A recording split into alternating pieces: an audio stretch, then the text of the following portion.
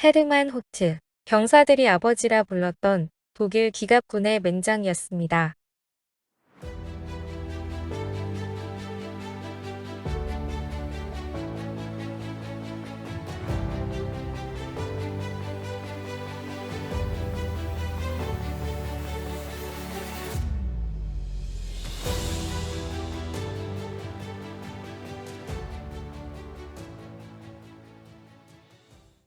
(1885년 4월 14일) 헤르만 호트는 지금의 독일 브라덴부르크주 내에 있는 오스트프리그디츠 루핀 군의 도시인 우이루핀에서 태어났습니다.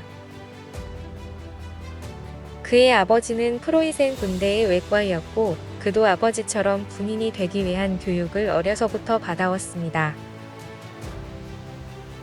장교가 되기 위한 교육을 받는 사관생도들에겐 군주제와 사회민주주의에 대한 거부감을 심어주었다고 합니다.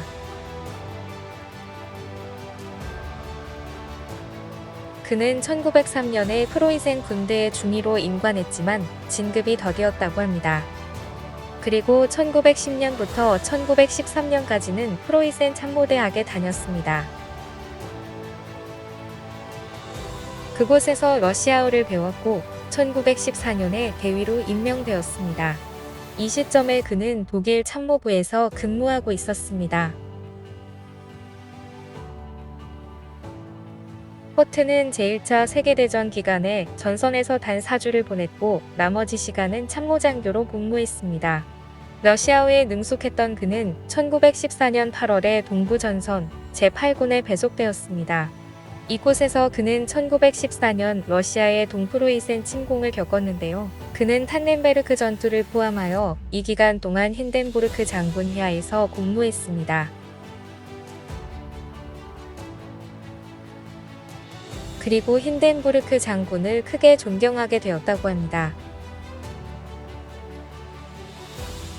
1916년 6월 그는 서부전선으로 옮겨졌습니다. 그리고 독일군 참모부와 육군항공대를 포함하여 여러 부대에 대한 경험을 쌓게 되었고 2개 등급의 철십자 훈장도 수여받았습니다.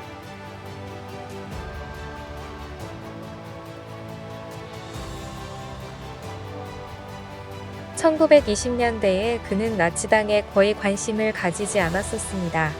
심지어는 그들의 활동이 독일 국방군에 부정적인 영향을 준다고 여겼었지요. 하지만 1930년 독일 총선에서 나치당이 두 번째로 강력한 정치 세력이 되면서 그의 견해는 바뀌었습니다.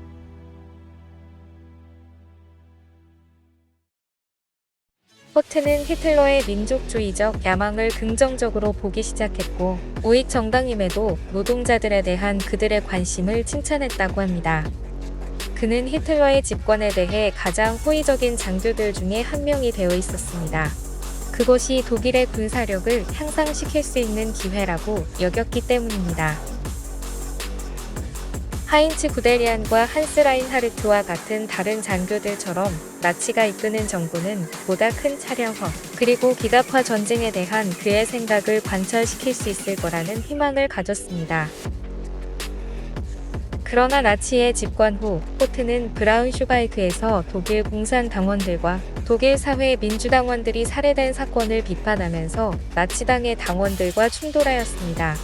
그 후 릴베크로 전출되었습니다. 호트는 이후 몇 년 동안 나치당의 이데올로기를 깊이 있게 연구했다고 합니다. 뮌헨의 현대사 연구소의 연구부장인 요하네스 휘르터는 이것이 독일 고위 장교들에게 있어서는 매우 이례적인 일이었다라고 평가하였습니다. 호트는 나치당의 목표와 업적을 인정했지만 독일계 유대인들을 제거한다는 것에 대해서는 다소 불안감을 표시했다고 합니다. 그러나 그도 결국 유대인들의 운명보다는 독일의 공산주의를 없애고 세계 정세에서 독일의 지위를 회복하는 것이 더 중요하다고 믿었습니다. 어쩌면 이 생각이 전쟁을 옹호하며 특정 민족에 대한 범죄 행위를 정당화하는 계기가 되지 않았나 생각합니다. 1935년 독일군이 독일 국방군으로 재편되었고 호트는 제18보병사단을 지휘하게 되었습니다. 그는 그 당시 가장 현대적인 독일 국방군 장교라는 평판이 있었고 1938년 독일의 수데텐란트 점령 기간 동안 제18보병사단을 계속 지휘했습니다.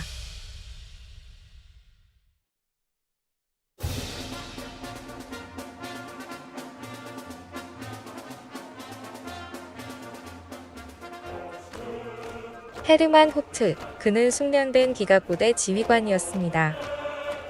그 유명한 에리히 폰 만슈타인조차도 기갑부대 운영에 관해서는 호트의 의견을 따랐습니다. 어쩌면 이 부분에 있어서는 그에게 숙련된 이라는 단어는 그를 표현하기에 조금 부족한 느낌을 주는 것 같습니다. 베테랑이라는 단어가 더 어울릴 것 같습니다. 2차 세계대전 중 독일은 수많은 곳에서 격전을 치렀습니다. 거대한 규모의 전쟁이다 보니 여러 인물들이 역사에 이름을 올리게 되었습니다. 그런데 헤르만 호트만큼 전사 여기저기에서 자주 등장하는 인물도 그렇게 흔하지 않았습니다. 그럼에도 그의 명성은 생각보다 많이 알려져 있지 않은 것이 사실입니다. 그의 커리어를 살펴보면 주로 현장 지휘관으로 근무를 했다는 것입니다.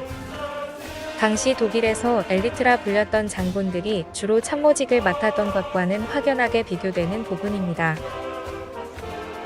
호트는 제17연대장과 르벡 지구대장 등을 역임했고 히틀러 제군비 선언 이후 제18사단장에 부임했습니다. 18사단은 이전에 여러 부대를 재편한 부대였는데요. 호트의 후임으로 임명된 사단장이 바로 마인슈타인이었습니다. 헤르만 호트를 평가한 내용들을 살펴보면 독일의 다른 장군들과는 조금 다르게 평가된 부분이 그의 성격이었습니다. 평소에 온화하며 겸손하였다. 다른 장교들이 그와 함께 작전을 하는 것을 선호하였다. 라고 되어 있습니다. 그리고 다른 부대와의 합동작전에서 보통은 자신이 지휘하는 부대의 피해를 최소화하기 위해 지휘관들 간의 마찰이 자주 발생하였다고 하는데 그럼에도 호트는 다른 지휘관들과도 관계가 좋았다고 합니다. 특히 독일의 명장으로 평가되는 만슈타인과 구델리안과도 관계가 좋았다고 합니다. 끼리끼리 보인다라는 말이 여기서도 적용되는 것 같습니다. 또한 그는 현장을 수시로 다니며 병사들의 생각을 경청하는 것에도 적극적이었고 참모들의 의견 또한 항상 경청했다고 합니다. 자신의 독단으로만 나라를 이끌었던 당시 독일의 그 누구와는 완전히 다른 인물이라 생각됩니다. 1938년 11월 헤르만 호트는 제3기갑군의 모태가 되었던 제15군단의 초대 군단장으로 임명되었습니다. 당시는 독일군이 양적, 질적 팽창을 이루던 시기인데요. 당시 독일군 내에서는 기갑부대를 돌파의 선봉으로 활용해야 한다는 의견이 힘을 얻고 있을 때였고 그 기억이 바로 전격전의 아버지라 불리는 구데리안 장군이었습니다. 이때 구데리안 장군이 육성한 부대가 제19군단이었고 호트가 초대 군단장으로 부임했던 15군단도 기갑군으로 개편하기 위한 목적으로 편성된 군단이었습니다. 이런 시기에 호트는 제15군단의 군단장으로 부임했던 것입니다. 이때 기계화 부대의 집단화를 주장하던 장군들에게 큰 고민이 있었는데요. 부대를 어떻게 편제해야 할지 그리고 어떻게 운용해야 하는지 확신이 없었다는 것입니다. 집단화된 기계화 부대를 처음으로 시도하는 것이기에 참고할 수 있는 자료가 없었기 때문입니다. 그럼에도 보병 출신이었던 호트에게 초대 기갑여단의 지휘를 맡게 했다는 것은 그의 부대 운용 능력을 당시 군부에서도 높게 평가했다는 것으로 판단할 수 있을 것 같습니다. 왜냐하면 기갑부대는 원론적으로 기병을 대체하는 수단으로 인식하고 있었기 때문에 대부분 기병대 출신 장교들이 주로 기갑부대의 지휘관으로 임명되었기 때문입니다. 어쩌면 헤르만 호트가 기갑부대의 전설로 남을 수 있었던 가장 큰 요인은 당시 군부의 분위기고 구데리안 장군의 생각처럼 기갑부대와 기병대를 연결하려는 선입관이 크지 않았기 때문일 것입니다. 이미 여러분들이 잘 알고 계시듯 이들의 연구가 성공적이었다는 결론을 얻게 된 사례가 독일의 폴란드 침공이었습니다. 폴란드 침공 계획이었던 백색 계획에서 헤르만 후트의 제15군단의 역할은 히하의 제2경사단만을 이끌고 제16군단과 함께 바르샤바로 쇄도하는 작전이었는데요.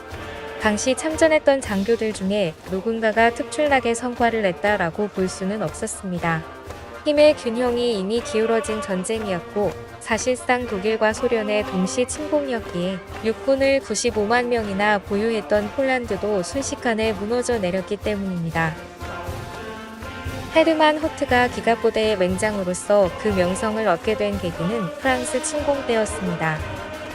당시 독일로서는 폴란드를 이길 자신은 있었지만 프랑스와 영국의 연합부대를 상대하는 것은 상당한 모험이었습니다.